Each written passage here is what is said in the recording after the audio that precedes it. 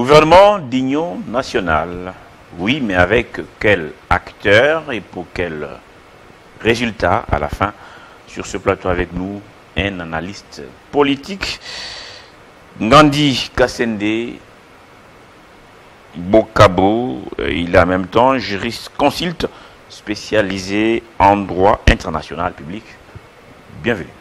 Bonjour Crispin, bonjour également à toute l'équipe, aux équipes de la télévision 50, à commencer par Jean-Marie Kassamba et puis toutes les différentes équipes et aussi aux téléspectateurs et téléspectatrices qui nous regardent en ce moment. Très bien, alors c'est annoncé depuis quelques jours, alors que le Grand Kivu fait face à cette guerre d'agression imposée par les Rwandais avec 2 milliers de morts. C'est chaque jour qu'il y a des Congolais qui partent par la volonté de ces envahisseurs. Et à Kinshasa, on pense à l'idée de mettre en place un gouvernement d'union nationale. Est-ce que ça va résoudre les problèmes? Ah, et vaste question. C'est un couteau à double tranchant. Le gouvernement d'union nationale, une nécessité, je dirais oui. Puisqu'en ce moment, on n'a pas beaucoup de solutions. Parmi les solutions que nous avons, c'est de réunir tous les enfants de la République. D'ailleurs, ça ne devrait pas simplement se limiter au gouvernement, puisqu'on parle plus de l'union nationale au travers du gouvernement. Ça devrait être l'union nationale dans tous les secteurs de la vie sociale, économique et le reste. Ben, un gouvernement national, d'union nationale, c'est une nécessité. Pourquoi? Puisqu'il faut essayer de rassembler au maximum toutes les filles et fils du pays qui ont des compétences pour nous aider, non seulement à pouvoir franchir le cap de mettre fin aux hostilités qu'il y a à l'Est, mais aussi, en même temps, travailler pour le développement de ce pays, pour faire en sorte que ce peuple se retrouve au quotidien. Voilà double action, moi je dis, pour ce gouvernement d'union nationale. Et cela suppose une méthode, une façon de faire, et puis une certaine efficacité par rapport au nombre. Il ne faudra pas qu'on se retrouve dans ce gouvernement d'union nationale avec un gouvernement éléphantesque. Ça va poser des problèmes. Mais nous avons aujourd'hui, parce qu'à vous entendre parler, il faut aller au-delà des partis politiques. Mais déjà, les partis politiques eux-mêmes sont pratiquement plus de 800, si j'ai bien compté, hein, selon les derniers rapports du ministère de l'Intérieur. Plus de 800 partis politiques. Vous dites qu'il ne faut pas seulement s'arrêter là, il faut aller puiser partout. Il y a des Congolais compétents qui ne sont pas dans des partis politiques, qui ne sont pas militants, des personnalités politiques, mais qui sont Congolais avec beaucoup de compétences et parfois des solutions à la crise. Est-ce qu'on ne risque pas d'avoir un gouvernement, vous craignez éléphantesque, mais je dirais même un gouvernement plus que ça? Oui. Je pense qu'on a dû faire l'examen les uns et les autres depuis 60, depuis que ce pays est indépendant, qu'il y a toujours eu un gouvernement des partis politiques. Mais quand on fait l'examen, l'analyse profonde de ce que les uns et les autres ont apporté au travers de leurs partis politiques, au travers des différents gouvernements, vous verrez que nous n'avons pas avancé d'un iota. Ça pose un problème. On fait du surplace. Du surplace, qui n'avance pas, recule. Même pas de surplace, ça aurait été intéressant qu'on soit sur place par rapport à la situation des années 60-70. Mais là, on recule plutôt. Mais je pense qu'il faut arriver à un gouvernement restreint avec des gens qui ont ce que moi j'appelle les 3 S. Le savoir, le savoir-faire et le savoir-être. Ce qui a manqué beaucoup, puisqu'on peut aussi ajouter à ces 3 S la méritocratie. J'aime bien la méritocratie de notre ami maître Patilendo, mais accompagné des 3 S que je prône, c'est-à-dire le savoir, savoir-faire et le savoir-être. Pourquoi? Puisque la méritocratie peut être le fait que j'ai milité, j'ai participé aux manifestations du parti politique, on me nomme pour ça. Non, il faut aller au-delà de la méritocratie des partis politiques qui nous ont amenés aux différents échecs des différentes républiques et des différents gouvernements. Aller, peut-être un mélange, je ne voudrais pas aussi imposer des technocrates partout. s'il y a des personnalités politiques qui ont démontré leur capacité pendant qu'ils étaient en fonctionnement en tant que Premier ministre, ministre ou mandataire, pourquoi pas? Il faut un mélange, une équipe nationale, comme le Léopard qui viennent un peu de partout. On sélectionne les meilleurs d'entre nous pour qu'ils puissent, en fait, tenir le gouvernail, amener ce pays à bon port. Et en cela, moi j'ai dit qu'il y a nécessité également, puisqu'il faut faire d'une pierre deux coups, un gouvernement restreint va favoriser réellement l'efficacité, la cohérence du gouvernement. Je prends un exemple, l'éducation nationale. Quand on dit éducation nationale, c'est global. Quand on éduque un enfant, on l'éduque non seulement sur le plan intellectuel, on doit l'éduquer aussi sur le plan sportif et physique. Donc, on doit, des 3 ministères de l'éducation nationale, les mettre ensemble, rajouter la jeunesse et le sport, pour qu'il y ait une cohérence. Vous verrez qu'il y a déjà 5 ministères en un seul ministère. C'est là, avec un répondant d'une efficacité pour l'administration. Puisque quand on regroupe ces ministères-là, on doit rechercher l'efficacité au sein de l'administration, qui a toujours été le parent pauvre de la République. Alors que l'administration, c'est la colonne vertébrale d'un État. Un État ne peut pas exister réellement et être solide sans que l'administration soit efficiente, efficace.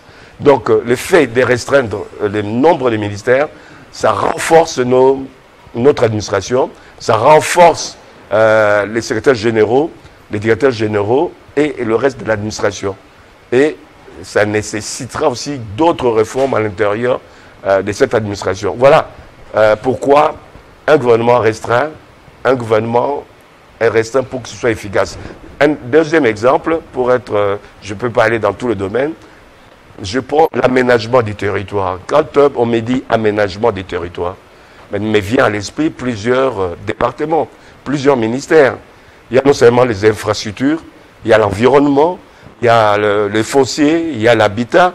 Vous verrez, on peut réunir 5 à 6 ministères dans l'aménagement des territoires, renforcer leur administration respective. Donc voilà en gros. Mais nous avons connu les mêmes problèmes depuis, je dirais, 60, juste après notre fameuse indépendance. Excusez-moi, parce qu'on ne l'a pas vraiment eu, parce que cette indépendance n'est restée que théorique. Oui. C'est que chaque fois qu'il y a des gouvernements comme ça, les mécontents vont faire un tour à Kigali, à Kampala, pour venir tuer leurs propres frères. Même lorsqu'on a eu un large gouvernement avec large consensus, je rappelle ici Sun City, où même ceux qui transportaient les mallettes des rebelles ont eu des postes, soit députés, c'était des députés nommés, soit conseillers d'un ministre ou gouverneur des provinces, vice-gouverneur, conseiller du gouverneur. Tout le monde a eu sa part des gâteaux. Et ça n'a pas résolu le problème. Non, mais c'est pour ça que je vous dis, cette fois-ci... Est-ce que maintenant qu'on puisse avoir un gouvernement restreint, où est-ce que vous mettez les mécontents? Ceux qui trouvent bon d'aller toujours fléchir devant Kigali ou Kampala et prendre les armes? Mais le problème, c'est que la plupart de ces gens-là ont des représentants au niveau des parlements, qui est déjà éléphantesque aussi. Quand on regarde l'efficacité du Parlement, on s'est dit pourquoi 500 députés? Moi, j'ai dit que les patriotes n'ont pas besoin d'être ministres, les patriotes n'ont pas besoin d'être PDG pour pouvoir servir le pays. Mais la partitologie a été un mal pour la République. Cette fois-ci, si la situation de guerre là, peut nous permettre de sortir des sillons, de cette léthargie que les partis politiques nous ont amenés, mais c'est l'occasion, le président de la République peut, avec l'appui du peuple, faire en sorte que pendant cette période, qui est une période exceptionnelle, d'aller au-delà d'une pratique qui était une pratique malheureuse pour notre pays. C'est-à-dire qu'on ne doit pas vivre de partis politiques, on doit vivre des citoyens. Les associations existent, que ce soit la société civile existe. Vous verrez, le poids de la société civile est presque inexistant au niveau du gouvernement, au niveau des instances. La société civile peut amener beaucoup de choses. Il y a des gens qui peuvent apporter, notamment, il y a plusieurs personnalités, comme Yves Punga, qui a démontré, de par sa formation d'économiste, des gestionnaires. C'est un politique lui aussi? C'est quelqu'un de la société civile qui peut beaucoup apporter. Il n'y a pas que lui, je vais donner un exemple comme ça. On peut mélanger des gens comme Yves Punga, qui est de la société civile, ou notre ancien Premier ministre Muzito, qui a démontré que s'il y a un parti pris, il a un parti pris pour la République. Ce monsieur dont je viens de citer aussi, Yves Punga, qui a travaillé non seulement ici, mais qui a travaillé aussi à l'international, a des capacités telles que je l'ai énoncé, le savoir-faire et le savoir-être. Ces gens-là ont la capacité de travailler ensemble en tant que Premier ministre ou avoir un portefeuille important dans cette République et faire avancer les choses. Nos politiques, provenant des partis politiques, sont fatigués. Ils sont au bout du rouleau. Ils n'ont plus rien à proposer. Une question que me l'ont posée par un téléspectateur. Mobutu, en son temps, lorsqu'il plaira, il disait que comprenez mon émotion, les larmes coulaient. Est-ce que le multipartisme était une erreur?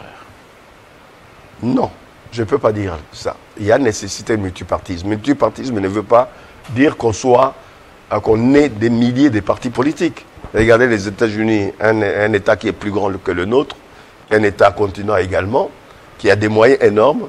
Il y a deux courants. On peut arriver à ce pays, Mobutu avait raison à l'époque, quand il a dit oui, multipartisme, on va aller vers la démocratie, puisque la démocratie, c'est pas un État qui est permanent, c'est un processus qui doit être défendu de manière permanente. Il proposait trois partis politiques. Moi, je pense que c'était une erreur de la part de l'opposition de l'époque de ne pas accepter ce que Mobutu avait proposé. On serait à 3 ou 4 partis politiques, en exagérant 5, ça aurait été encore plus intéressant, puisqu'on aurait eu de la qualité et plutôt la quantité qu'il y a aujourd'hui. Il y a des partis mallettes, il y a des partis où ils fonctionnent qu'à la veille des élections. Et chacun avec sa vérité. Avec sa vérité, puisque c'est des gens qui n'étudient jamais les dossiers, qui ne sont pas là dans une démarche comme il y a dans tous les partis politiques ou les syndicats. Ça affaiblit la République. Ce qui affaiblit la République également, c'est que ce pays, un grand pays, n'a pas de syndicats forts. On a des syndicats partisans dans tel ou tel ministère, telle ou telle entreprise. Il n'y a pas de syndicats nationaux qui peuvent être une force au-delà des partis politiques, au-delà du gouvernement, au-delà des institutions publiques. Ça pose un problème. Donc moi je dis qu'il faut revenir à la raison. La société civile, c'est des gens qui connaissent, qui vivent avec les gens au quotidien. Puisque nos politiques, une fois au pouvoir, souvent se coupent de la vérité, de la réalité du terrain. Donc il y a lieu de faire appel à la société civile. Je vous ai cité un nom, Yves Punga, qui a une expérience, qui est trilingue ou quadrilingue, qui a des capacités. On est à l'heure du numérique. On est à l'heure de l'intelligence artificielle. Nous sommes où? Qui a initié une démarche pour faire en sorte que nous puissions avoir des données à nous, de notre République, de notre pays, des données qui vont... Il y a une question, oui. Question pour vous de la part de Priscovia Zoé, oui. Et depuis Selembao, voilà, il dit bonjour Chibinkoufoua, question directe à votre invité. Il nous amène Yves Punga, selon lui, qui est technocrate. Comment les Congolais pourront-ils faire confiance à une personnalité inconnue à l'ère actuelle? Oui. Ben, quand il est passé à l'école comme la plupart des Congolais, on parle souvent des équations. À une inconnue, à deux inconnus, à plusieurs inconnus. Mais on finit par résoudre le problème ou la problématique posée pour trouver la solution par rapport à ces équations d'inconnus. Il ne faut pas toujours avoir cette démarche qu'il faut toujours connaître la personne ou la personnalité pour pouvoir permettre à cette personnalité accède au pouvoir. J'ai cité ce nom-là de la société civile. Je n'ai pas cité que lui. J'ai cité aussi une personnalité connue comme Muzito. Je ne suis pas encarté. Beaucoup étaient partis à Sun City comme société civile. Aujourd'hui, ils sont des acteurs de destruction de ces pays. On les a vu créer des partis politiques, s'accaparer tous les dossiers, pistonner les membres des familles. Ils ont même oublié que nous venons de la société civile. Il y a société civile et société civile. Vous n'allez pas dire, comme Jean de La Fontaine, si ce n'est toi, c'est donc ton frère, le loup et l'agneau. Certains se rappellent de cela. On ne peut pas puisque monsieur Christian m'a fait du mal ou Crispin m'a fait du mal, automatiquement toute la progéniture de monsieur Crispin, de monsieur Christian, je dois le poursuivre pour le mal que celui-là m'a fait. Non, il faut sortir de ça, de cette ornière, de cette façon de voir les choses. Vous avez parlé des sociétés civiles qu'il y a eu, notamment par rapport à la période des hostilités. Sun City, pour moi, c'était des gens qui venaient des situations où, sur le plan psychologique, ce n'est pas des gens qui avaient des capacités de pouvoir, de manière apaisée, essayer de régler un certain nombre de problématiques. Ils sont arrivés, eux-mêmes déjà, avec des brouilles dans leur tête, ils ne pouvaient pas arriver à des solutions positives. Ils ne savaient pas comment poser les problèmes. Mais aujourd'hui, la société civile, je vous ai donné un exemple, des données que nous devons nous créer ici par rapport à l'intelligence artificielle. Ce sont des inconnus qui vont créer ces données-là. Si on attend de connaître ces gens-là avant d'avoir ces données-là, d'être acteurs dans cette science nouvelle qui est l'intelligence artificielle, qui va gérer, qui va tout diriger, que ce soit nos économies, que ce soit notre société, que ce soit nos armées, tout sera dirigé, et déjà dirigé par l'intelligence artificielle. Alors, on en parle peu ou pas du tout ici, alors que l'avenir est là. Quelles sont les premières mesures, si Yves Punga aujourd'hui est nommé Premier ministre, qu'est-ce qu'il lui va faire que ceux qui sont là n'ont pas fait pour régler cette question, notamment de la guerre dans l'Est de notre pays? Qu'est-ce qu'il peut faire? Que les autres n'ont pas fait jusque-là. Il y a eu plusieurs gouvernements. Ben ça n'a pas commencé aujourd'hui, ça fait 30 ans, je vous rappelle, ça fait 30 ans que l'Est du pays est en proie aux groupes armés. On parle M23, mais il y en a d'autres aussi. Hein, qui sont là. Revenir sur l'administration, je vous ai dit dès le départ, le mot-clé pour moi, pour lui, je pense que ce sera l'administration. Si on avait une bonne administration, on aurait des données du nombre de la population, on aurait des données du nombre de personnel qui est au niveau des services de sécurité, que ce soit la police, l'ANER, la DEMIAP, les militaires au niveau de l'armée. Les données. Aujourd'hui, on n'a pas de données fiables sur le nombre de militaires que nous avons, des soldats que nous avons. Nous n'avons pas de données fiables. À l'instant T, si on dit au ministre de l'Intérieur, donnez-nous le nombre de policiers qu'il y a dans tel territoire. Dans l'immédiat, dans l'instant T, je pense qu'il ne sera pas capable. Quand on aura, si on commence par l'administration, on a ces données-là, avec cette matière, avec cette intelligence artificielle, on peut aujourd'hui, pendant que je fais l'émission, vous poser des questions sur les statistiques de la population congolaise, le nombre de femmes, le nombre d'enfants, etc. Suffisamment que j'appuie sur un bouton, à 30 secondes ou à 1 minute près, j'ai les données, etc. On commence par l'administration. Il faut connaître là où on est, connaître sa parcelle, ce qu'il y a, ce qui va, ce qui ne va pas, pour pouvoir réparer.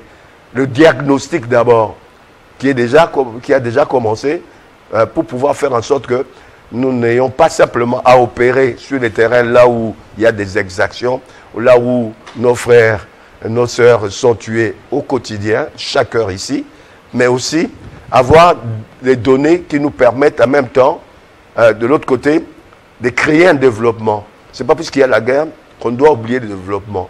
Le développement doit être un des éléments, des actes majeurs au quotidien pour nos populations, des grandes villes, des villages, de tout le pays. Donc c'est des données, puisque tu ne peux pas gérer si tu n'as pas de données. C'est-à-dire, ça supposera, le gouvernement qui sera mis en place si l'un d'eux est Premier ministre, il va d'abord avoir les données dans le trimestre qui suit, pour pouvoir que dans les 6 mois qui suivent... Le trimestre pour un pays immense comme les nôtres? C'est possible. On a aujourd'hui... Ce n'est pas du populisme, ça? Ce n'est pas du populisme. Mais le problème, c'est que rentrer dans les détails, c'est pour ça que j'ai dit qu'une des actions qu'on doit avoir, si on embauche un certain nombre... Il y a des chômages dans ce pays.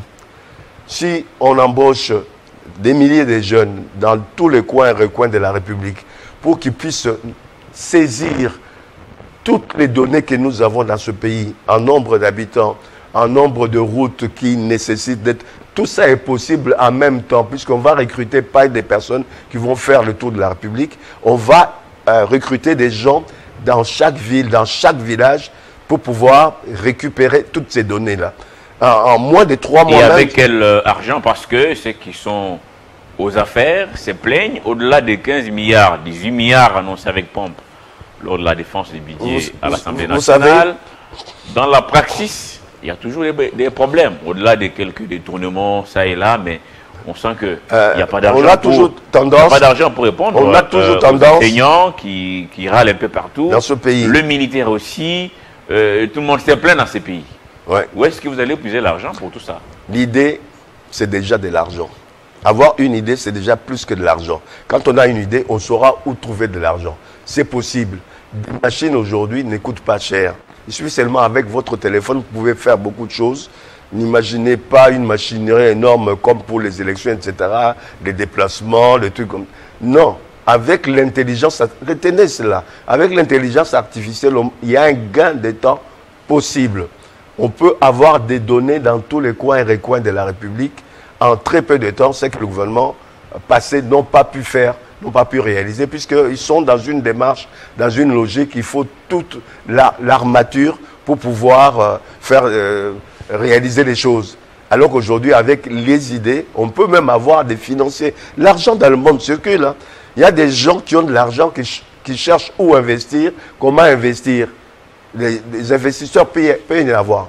Par rapport à ces objectifs, il y a des institutions internationales qui sont prêts à donner des dons, qui sont prêts à donner des subventions, qui sont prêts à donner, nous permettre d'avoir un endettement qui demain va nous apporter des fruits. Des pays qui ne s'endettent pas, comme le nôtre, puisque notre pays est sous-endetté, contrairement à ce que beaucoup de gens disent, le pays est surendetté. Non, le pays n'est pas endetté. Notre pays est à même de pouvoir s'endetter à plus de 250 ou 300 milliards facilement, compte tenu de ce que nous avons comme moyen qu'on n'exploite pas. Notamment... Mais on n'a jamais été capable de payer ses dettes.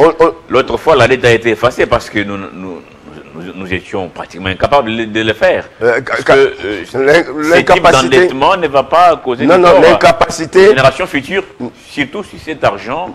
vous savez comment les politiques se comportent, ni dans les poches des individus. On ne sait pas chercher à gagner de l'argent.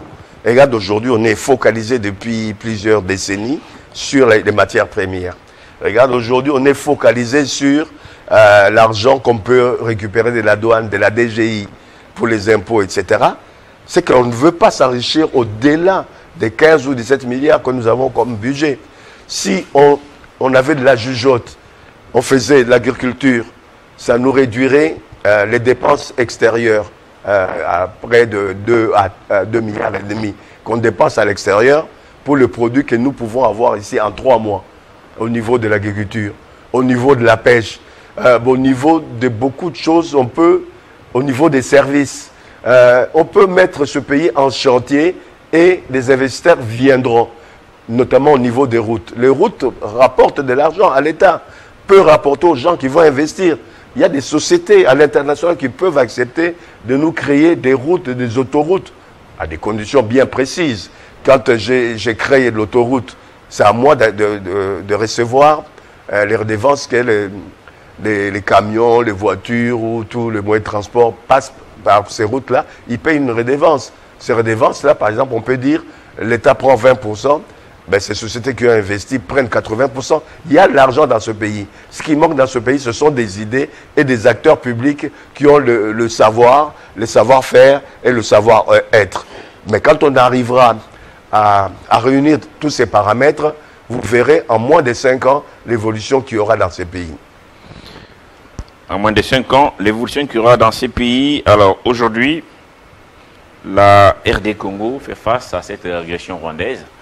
Sur le plan diplomatique, on a vu que les lignes semblent bouger à l'international, mais sur terrain, ça reste du statu quo. Comment expliquer ce paradoxe entre les appels à des condamnations, sanctions, et que sur place, rien ne semble bouger? La diplomatie a sa façon de faire et d'être. Ce n'est pas parce qu'une décision est prise aujourd'hui que dans 2 semaines, dans 1 mois, vous avez des résultats. La diplomatie qui est un des points majeurs, importants d'une réussite de la réussite de notre pays au travers du président de la République et de Madame Thérèse Kaikouamba, qu'on doit féliciter, a donné des résultats. Il y a des résultats. Vous voulez savoir les conséquences. Tout l'argent que le Rwanda a perdu ou perdra dans l'année ici, ça va affaiblir le gouvernement rwandais qui sera en difficulté, qui sera déstabilisé. Toutes les mesures qui ont été prises d'ici dans les trimestres qui vont suivre, vous verrez les conséquences déjà au niveau du gouvernement. Est-ce de vraies mesures ou l'expression de l'hypocrisie? Moi, je ne suis pas de ceux qui pensent de l'hypocrisie. Chacun a des intérêts. Nous avons des intérêts. Notre intérêt premier aujourd'hui, c'est la paix. Notre intérêt premier aujourd'hui, c'est que nos matières premières puissent sortir, être vendues légalement. Pas par le truchement du Rwanda, mais par notre pays. Ça, on va arriver à cela. On va arriver à cela dans les trimestres qui vont suivre. D'ici avant la fin de l'année, vous verrez qu'il y aura déjà des solutions. Non seulement, on risque d'avoir l'accalmie avant même les 3 mois qui viennent.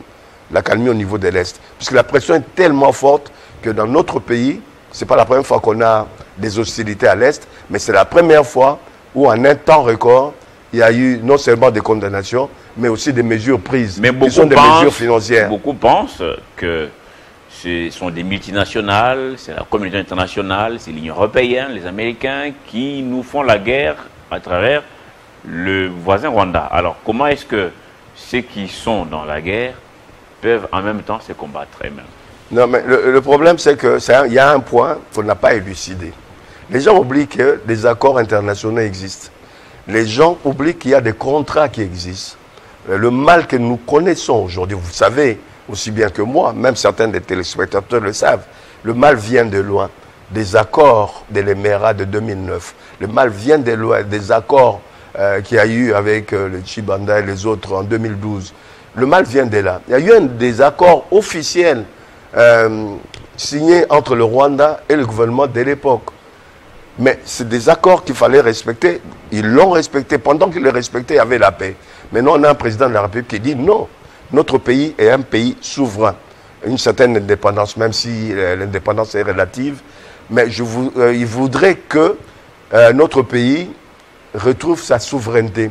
Le fait de ne pas accepter ces accords, de dénoncer ces accords-là, de dire que les choses doivent se faire officiellement au travers du gouvernement congolais.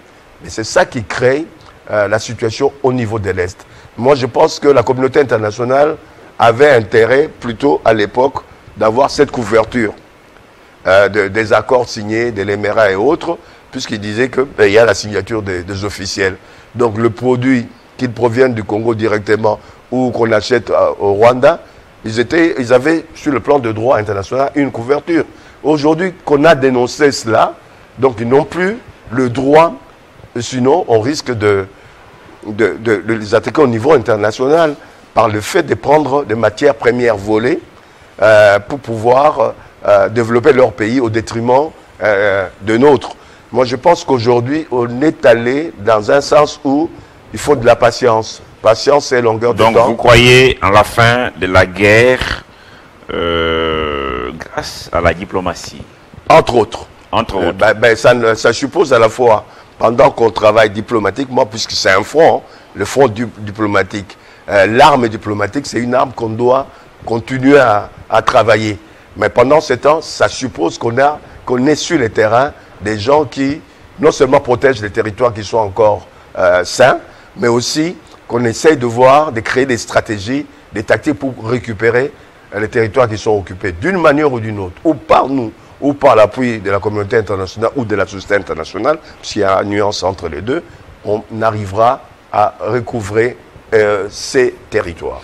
Ngandou Kassende Bokabo, je vous dis merci en tout cas. Vous êtes communicateur politique, vous êtes communicateur, analyste politique, vous êtes communicateur en question, juriste consulte spécialisé en droit international, et vous étiez là pour notamment évoquer le cas de Yves Mpunga, qui est premier ministrable, en tout cas, selon vous, parce qu'il a certaines solutions à la crise qui traverse actuellement la RDC. On verra par la suite, parce que ce gouvernement est tant attendu. D'ailleurs, beaucoup de ministres en fonction ont déserté les bureaux pour aller mobiliser pour l'armée, parce qu'ils pensent toujours revenir aux affaires. On verra. C'est pas maintenant qu'il fallait le faire. Il fallait le faire pendant qu'il y avait de la chaleur. On était dans un chaudron. Merci beaucoup en tout cas. Vous reviendrez, surtout les bienvenus sur ce plateau. Merci d'être venu nous voir sur ce plateau. Merci à vous pour cette invitation et ainsi qu'à toute votre équipe. Merci en tout cas. Bravo à merci à vous aussi qui nous avez suivis de partout à travers le monde, surtout sur l'ensemble du territoire national. Ça n'est fini avec cette tranche matinale 50.